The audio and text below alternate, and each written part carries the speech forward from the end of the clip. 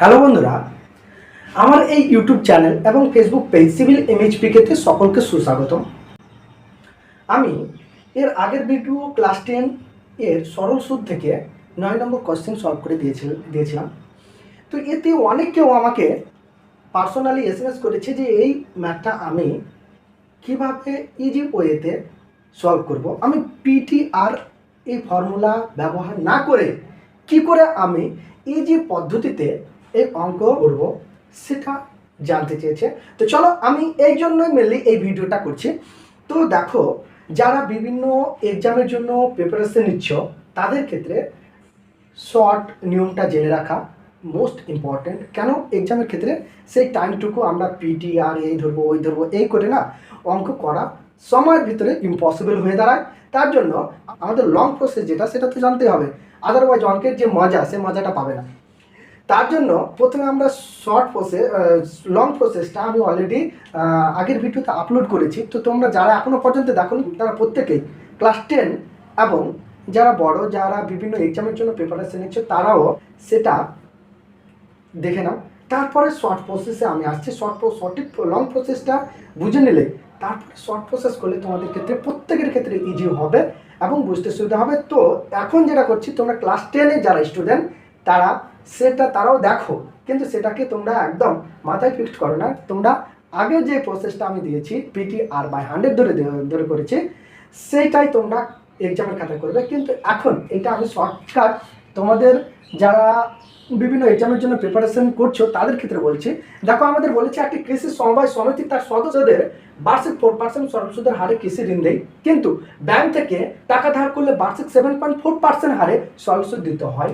একজন কৃষক যদি ব্যাংক থেকে টাকা ধার না করে সমবায় সমিতির সদস্য হয়ে 5,000 টাকা কৃষি ঋণ নেন, তবে তার বছরের সুদ বাবদ কত টাকা বাঁচবে হিসাব করে লিখি। এবার দেখো, যদি এই ধরনের কোশ্চেন আসে তবে প্রথমেই মাথায় রাখবে কত টাকা কথা বলা হয়েছে, 5,000 টাকার কথা বলা হয়েছে। আর মাথায় রাখবে যে কার সাপেক্ষে বলেছে, সমিতি থেকে নিলে না ব্যাংক থেকে নিলে, সমিতির সাপেক্ষে না ব্যাংকের সাপেক্ষে। এবার দেখো, এখানে আমাদের বলেছে সমবায় সমিতিতে 4% আর সরল সুদের ক্ষেত্রে, আর যদি আমি ব্যাংক থেকে নিই তবে সেক্ষেত্রে কত দাঁড়াচ্ছে 7.4%। তবে আমরা দেখে নেব যে পার্সেন্টেজের ডিফারেন্ট কত। পার্সেন্টেজের ডিফারেন্ট দেখো, পার্সেন্টেজের ডিফারেন্ট সুদের হারের ডিফারেন্ট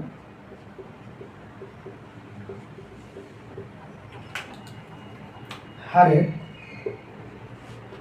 পার্থক্য কত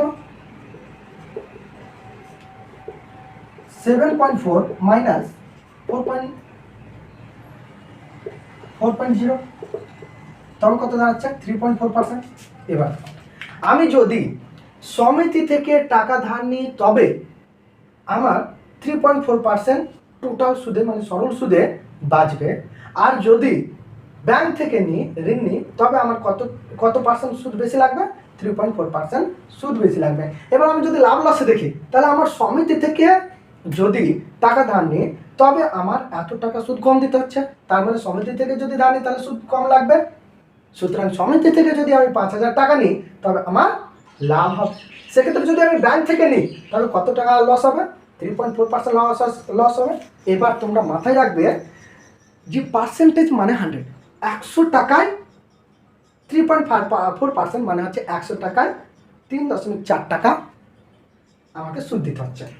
তবে দেখো, আমি ওই ঠিক নেমে করছি। তাহলে 100 টাকায়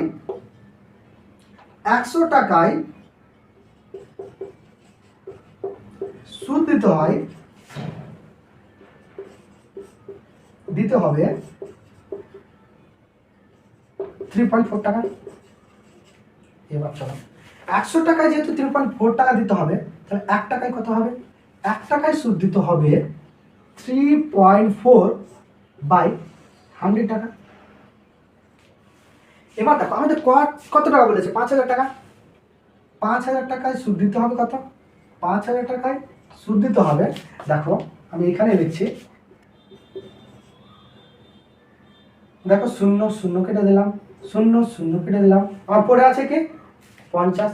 এইখানে দশমিক উঠালাম, তার জন্য এখানে কি পাবো 10 পাবো বলেছিলাম। দশমিকের আগে যত সংখ্যা থাকবে 1 বসবে, দশমিকের পরে যতগুলো সংখ্যা থাকুক না থাকবে কত বসবে, তটা শূন্য বসবে।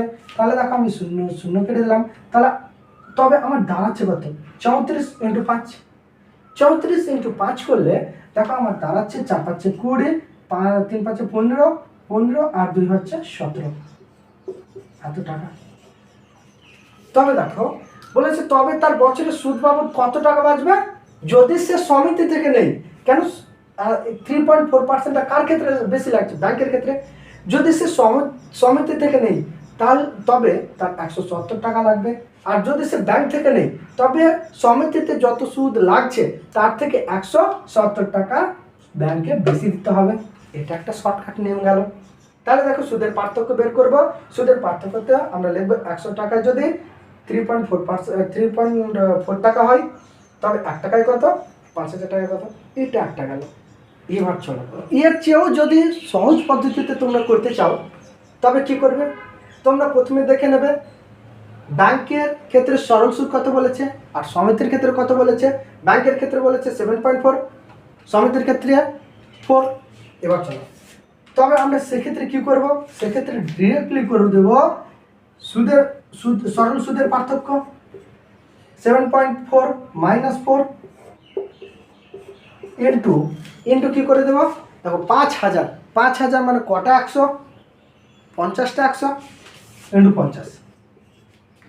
এবার দেখো 7.4 থেকে 4 মাইনাস করলে 3.4 দাঁড়ায় ইন্টু 50। পয়েন্ট উঠালাম, শূন্য পেলাম, শূন্য শূন্য কেটে গেল, তবে কি দাঁড়ালো 34 × 50 মানে হয়ে যাচ্ছে 170 টাকা। হলো, তবে আমরা ইজিলি পেয়ে যাচ্ছি কি, তবে তার বছরে সুদ বাবদ কত টাকা বাঁচবে যদি সে সমিতি থেকে নেই 170 টাকা। তার মানে কি যদি সে সমিতি থেকে নেই তার মানে সেই সদস্যের লাভ হচ্ছে। আর যদি ব্যাংক থেকে নেই তাহলে কত টাকা লস হবে, কার সাপেক্ষে লস হবে, সমিতির সাপেক্ষে লস হবে 170 টাকা। চলো বন্ধুরা এরপরের কোশ্চেন তোমাদের আমি এইভাবে আপলোড করবো ক্লাস 10 এর 10 নম্বর কোশ্চেন। যদি কোথাও তোমাদের ডাউট হয় বা তোমরা মনে করো যে না ইজি পদ্ধতিতে বলেন তবে আমি সেম ভাবে তোমাদের নেক্সট ভিডিওতে আপলোড করে দেবো।